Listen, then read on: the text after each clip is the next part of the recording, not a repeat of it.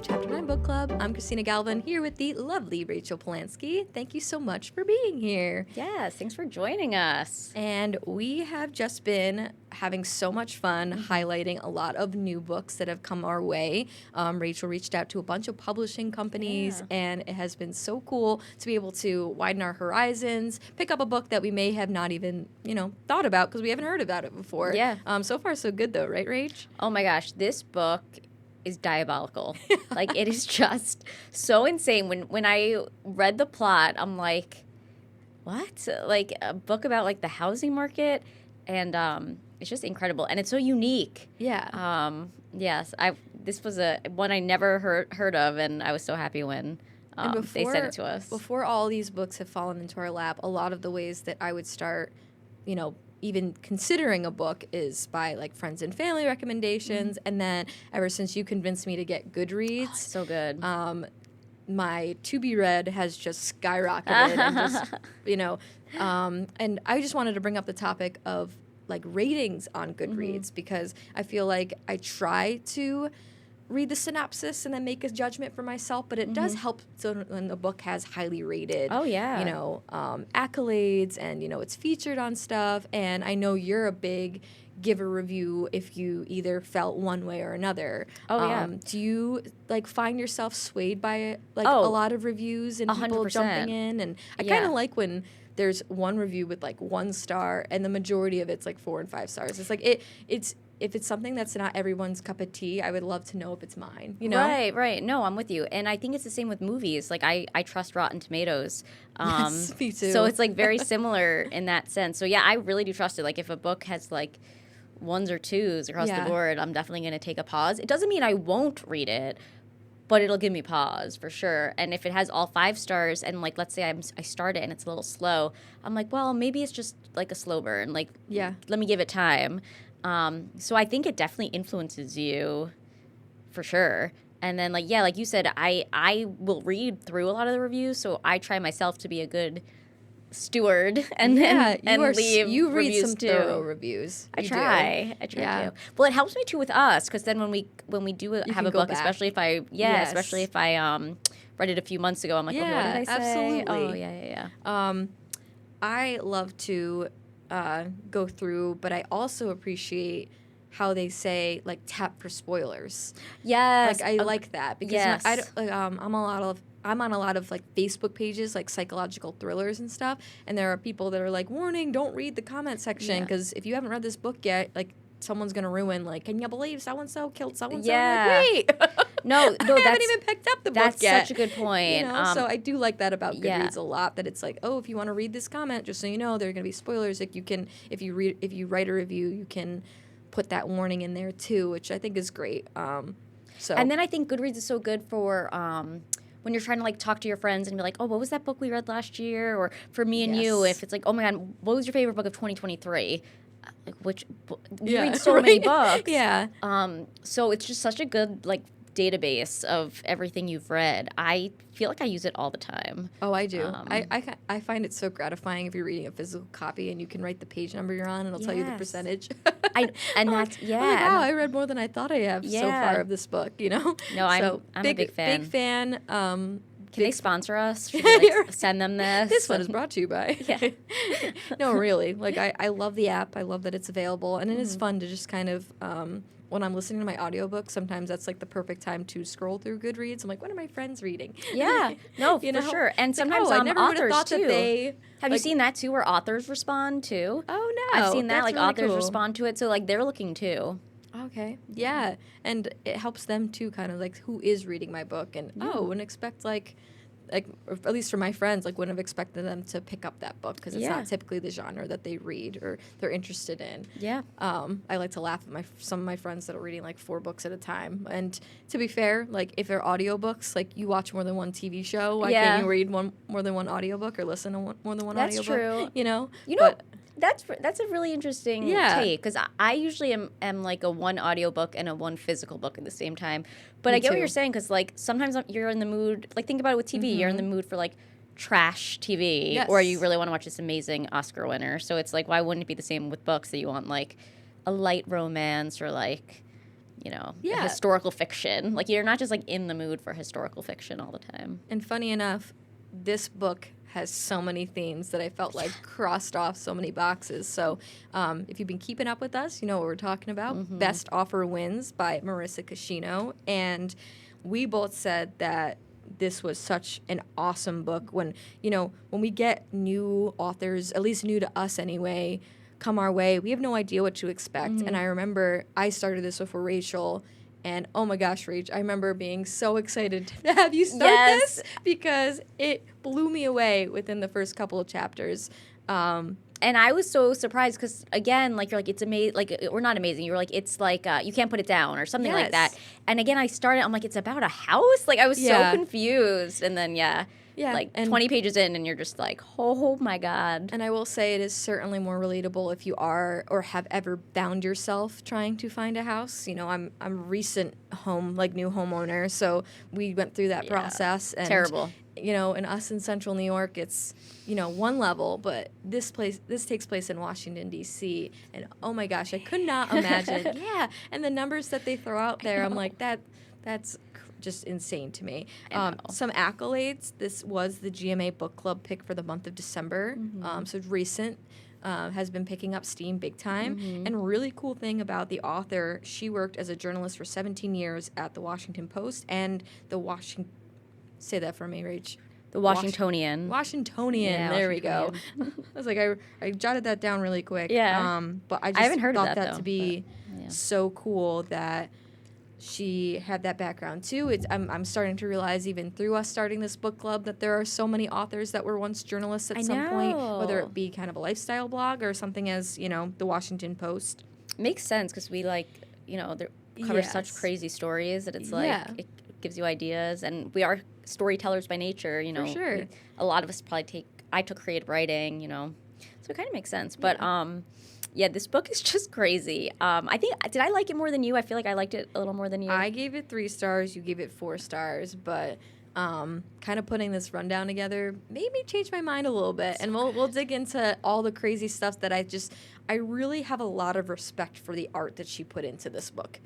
The writing had its quirky moments, and I may have docked it a little bit because of Margot's, I don't want to say her personality, because the personality is what she wanted to have accomplished. I have a feeling that the author, Marissa Cashino, really wanted Margot to be a certain personality. Yeah. But I guess to me it didn't scratch my itch as much as I wanted it to. I thought she did a great job of putting all the characters into Margot's life that, made the book as spectacular as it was.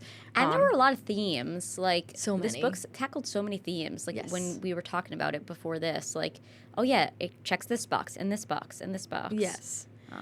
But as we dive into the book, Rachel and I had a lot of respect, and you could tell that she was a journalist for all the references that go into the book. For those that aren't familiar, we use Pacer often, especially Rachel, when she goes into her investigative pieces and to foil freedom of information. Yeah.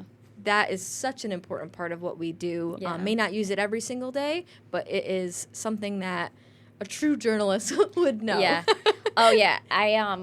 My background is investigative reporting, and we used to joke, I was in Atlanta before this, and I would probably make a FOIA request every day. So, it's like, we would even, I think we had FOIA Friday, make a bunch of FOIAs. So it's Freedom of Information Act, and then different states, have different, it's a little different state by state. Pacer is federal, FOIA, it depends. So in New York, ours is FOIL. Yes. So anyway, it's all just public records and how we get things, especially sometimes you could just reach out to the police and say oh, I want this incident report, I want whatever, and they might say no. Well, you file this report, and you could say, no, it's the law, you have to give this to me. And you could tell based on how this book is, she is very familiar with that kind of thing. There's also different databases that I use all the time, LexisNexis, to try to track people down and find them. And I think, does she use Lexis? Uses that at least twice. Yeah, I think she texts a friend to do it for her. Yeah, and that's the funny thing. That is the absolute wrongest way to use it for your own personal information. And we don't condone that, but it's just so funny how she uses those terms because they're was real. Formerly, the character Margot is formerly in news, and also very relatable. We know so many people that choose to leave the news life for what they call calmer life in public relations.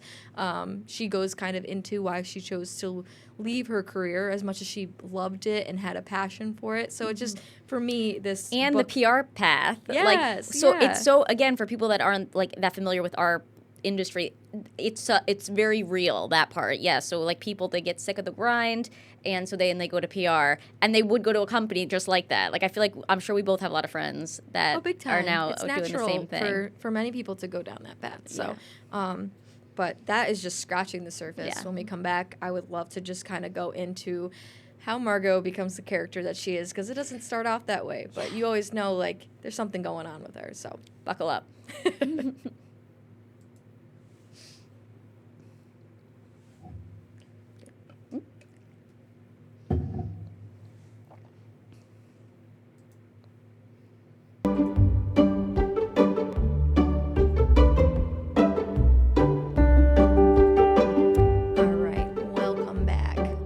Excited to dig into this book because oh my goodness, was it a roller coaster of emotions. Credit to sobrief.com. They came up with a fantastic synopsis of this book, but along with that they had a bunch of themes to it, some of them being dream house, dream life, yoga, lies, and adoption, penny perfection and plans, marital fault lines, obsession and opportunity, dinner party deceptions, the black blueprint. It just goes on and on. I'll let you read that article yourself, but I just thought that was so good because it was the perfect, it went in order of what all the twists and turns of the book, and the dream house, dream life thing, like that kept hitting me, and I was actually curious. I thought, how I thought it was going to end? I know we're not getting there yet, but I thought it was going to end with, like, her finally getting into the dream house and then, like, something being wrong with it. And she was going to be like and she was going to, like, it was going to end with her being like, oh, look at that house over there. Or something like that. I feel like that would be. I could see that for sure. Like she was definitely that personality, never happy. Yeah. Another credit to bookclubs.com for some of these discussion questions, because they always do a fantastic job of, getting the conversation started. And one that really stood out to me was, I'll just go to point C. Margot discusses how she and Ian sold their starter home to upgrade to a bigger house. To me, I just find that idea to be crazy. I don't think I definitely am in a starter home now. I don't think I would ever leave my starter home to go into an apartment for a bigger house. I don't know, if that's what you have to do when you live in a big city like Washington, D.C. So it's tough. So again, I have such an interesting life trajectory because I've lived in 4 markets. So you've done something similar. I've done something similar. Okay. And it's really hard. Not for those reasons, but just because I've moved for different jobs and I only had a month, so it was we're not going to buy a house or whatever. So I went from an apartment in Syracuse because I started here. Yeah. Then an apartment in Florida. Then we bought our first house in Florida, so I had a house in Florida. Then we bought a house. And by the way, we're selling these every time. I don't have all of these houses. Yeah. So then I went to Cleveland. Cleveland, we actually bought our house sight unseen, just based on listings and stuff like that, the photos, because it was such a quick transition. And then from Cleveland, we really wanted to get a house, but Atlanta is such a big city, and the houses in the suburb are insanely overpriced, kind of like this book. And the traffic is so bad. Yeah. So we ended up getting a condo. And so we went from a 4 or 5 bedroom house to a 2-bedroom condo. So it's almost the opposite of this. We went from our nice house to our little apartment. Yeah. And it was really hard. We had to sell all of our stuff. And it just changes everything. You go from, having your garage and whatever. And now you're it was Atlanta, so it's not freezing cold, but yeah, it's you have to do these kind of things in different big cities, and the cost is so different. And then when we came here to Syracuse, believe it or not, I was going to ask you the same question because I know you recently bought a home. It was a tough market. This was 2023. I was trying to figure out before we recorded this episode, we made like 7 offers on homes before we got ours. It was insane, and we were living with my mother-in-law. So again, we like in our life we've had like 4 or 5 bedroom houses, and now we literally were in a room with the baby too. So crazy stuff. But yeah, we made like 7 different offers, and people were beating us out with like all cash and like and we were going in over. Like I remember there was a couple houses we went like, I don't know, 30,000 over, 40,000 over, and we still got beaten out. So like I could totally relate to all of that. What about you? Like how many? Do you remember like how many offers you made? We probably made around 10. Like it's crazy. Yes. Yep. We were in our apartment, and we signed on for a month to month, hoping that within our, obviously it would have been more worth it than doing a full year.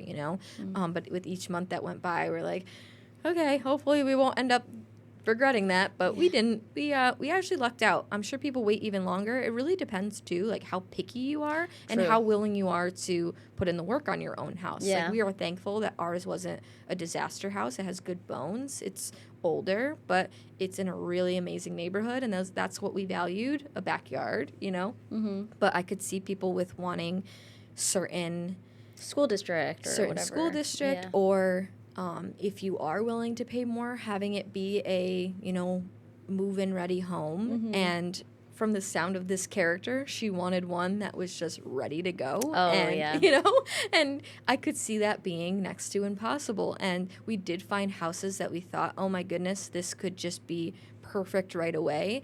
But we also didn't want to be what they call house poor, where you have no money because you're just spending it right on the mortgage. I know. And we ended up getting a house that we felt was a happy medium, that we can still go and do things. We were comfortable with what we were paying each month. So I can certainly sympathize for somebody, especially like in our shoes, early 30s, trying to just kind of navigate what's going on right now, in addition to buying a new house. And I know. But no, it's crazy. I think if you're lucky enough to have like the right support system around you too, and the funny thing was in this book, it didn't really sound like Margot had much support. Like even her husband wasn't for what was going on, and I couldn't imagine being on that like page. Like it brought my husband and I so much closer, like agreeing and disagreeing over what we thought was good about a house. And she was just kind of like, nope, this is the house I want, and I'm going to find a way to get it. And she goes crazy. Like it was crazy. She has a little bit, like they go back to her childhood, how she has had things happen in her life that have made her the way she is. But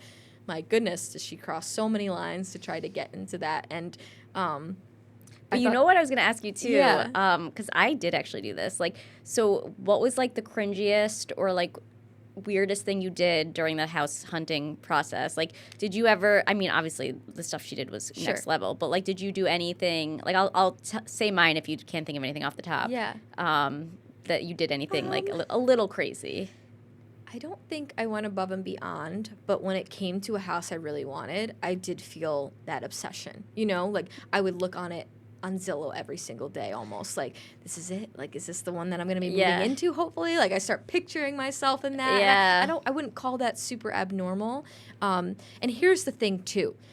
When I was looking, I think houses sold within 48 hours. Mm-hmm. Like, you did not have any time to even write a letter. And you can't do the inspections. Yes. Yeah, you have to give up the inspections. You had to give up the inspections. And I remember my sister telling me I was crazy for that. Shout out Megan. But I had to do it. Like, you had to be willing to just sell your soul in a way. And you felt gross because I grew up in a home that was so thorough and they took their time. And right now, you don't have that option. No. Like, we just did a story this week that talked about, like, how you need to just buy, and I understand how that is so scary. So not necessarily anything that I would categorize crazy, and I'm very self-aware. So, like, I would admit wholeheartedly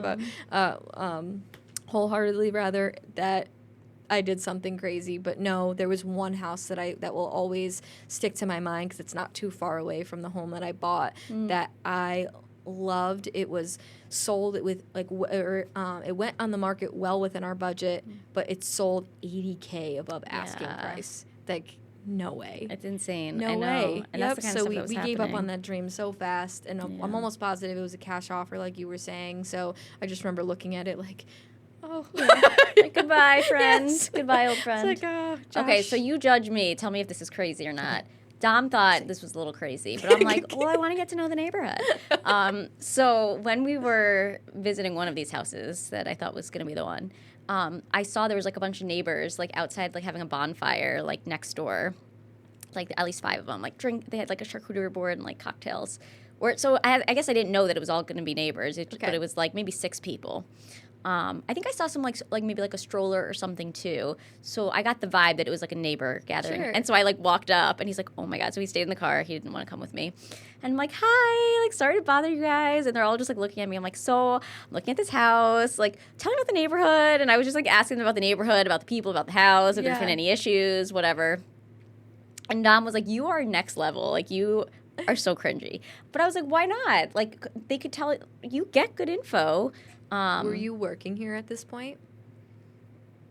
Yes, but like I just started, so I don't Okay. think like anybody would recognize me. I say maybe they were hesitant too because they were starstruck. Oh But no, you're like, no, don't give me that much credit. No good, no credit.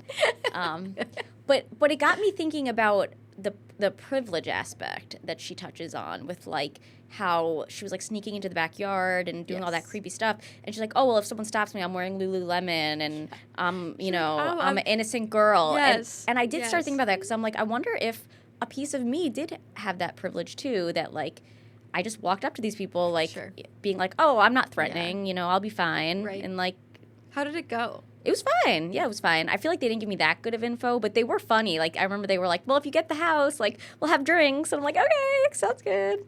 Then they went to that neighbor and like, do not sell to this to those people, to this crazy person. Yeah. So anyway, but yeah. I think you're being too hard on yourself. But I don't know. Maybe just because it's like the career that we do, that door knocking's not abnormal, and you're really just trying to get extra info, and those were potentially going to be the people that you'd be living around. So I don't think that's crazy. And in Cleveland, I will say, in Cleveland, we were like best friends with our neighbors. So yeah, I was coming from that for sure. Too. Oh yeah, and you're spoiled because not everyone has that luxury. Yeah.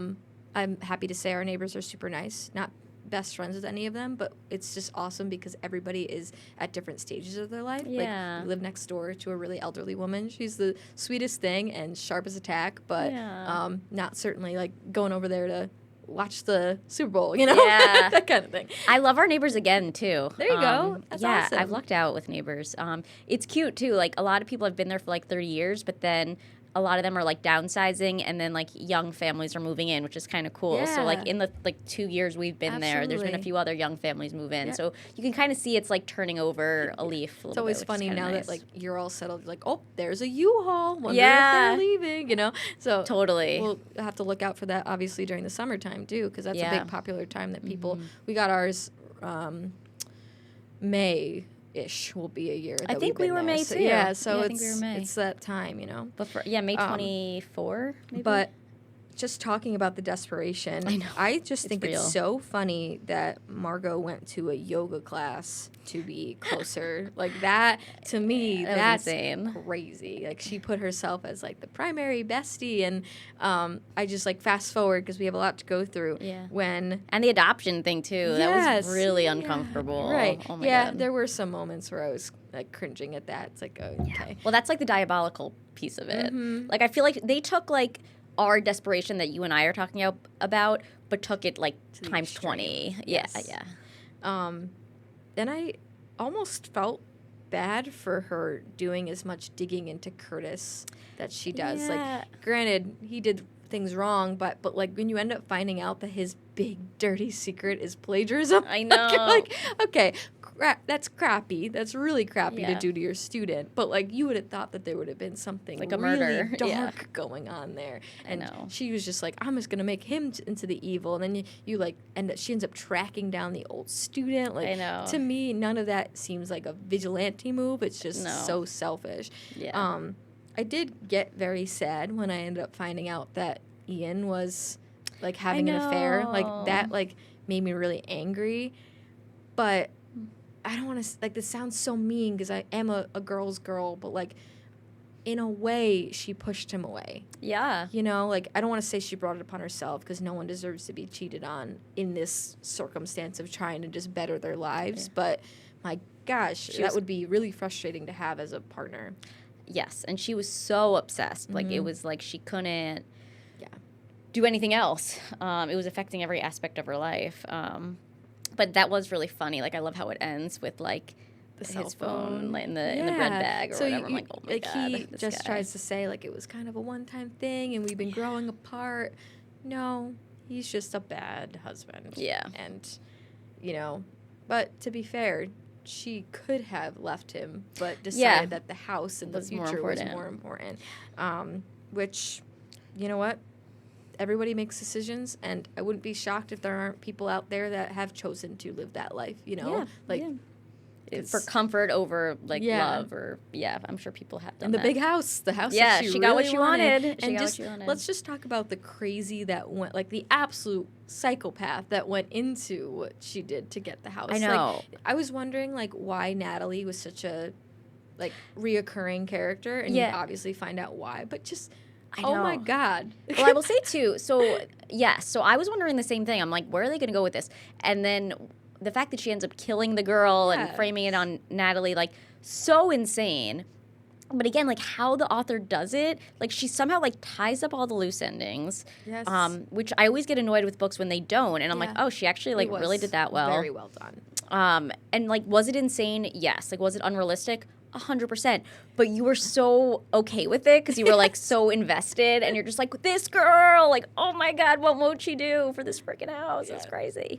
So in a way, you're like, it's not as crazy because you're like, well, Margot is freaking nuts. So, she would kill someone for this. And like, you know she's insane, too, because one of her biggest gripes and almost justification for being a bad person is that Natalie didn't take care of her dog well enough.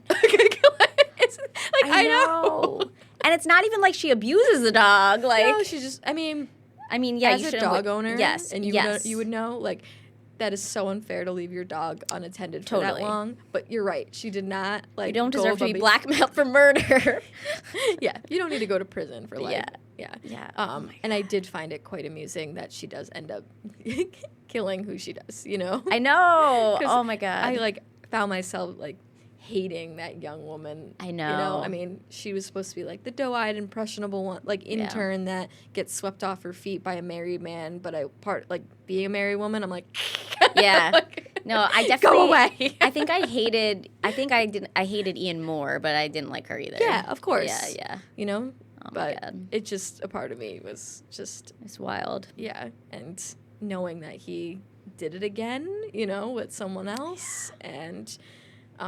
She'll probably kill him now. Like, that will probably happen. And then she can get his life insurance. She'll, like, figure out a way to do it. I don't know if it's just, like, the hard worker in me, but I found myself disliking Margot so much with how much she just abandons her dog. Not her dog, her job. I know. Like her PR firm's like, what the heck, Margot? Like, what are you doing? And you're letting me down. And she's like, oh, so sorry. Like, made all the excuses. I don't know if it's the manager in me, too, that's like... Yeah. And, like, granted, it's, like, I feel like she was trying to, like, does it really matter that much not having, like, the coasters for the fancy hotel reception? But if you could get past, like, what it actually was, it's like, no, you're just being a bad employee. Yeah. And, like, yes, that was really annoying. Yeah, that bothered me, but I understand that the author did a fantastic job of showing how much Margot spirals. Yeah. You know? It's, like, next level. Yeah, and you feel for her on some aspects. Like, I'm sure... this is something that people find themselves in all too much. Like that and like trying for a baby. Like that you can't help but sympathize for anyone. And I've never been in that position where, you know, you're trying and not succeeding. Mm-hmm. So I am sure that could easily contribute to anyone going through a and then stress is part of it too. Yeah. It took us a while to get pregnant.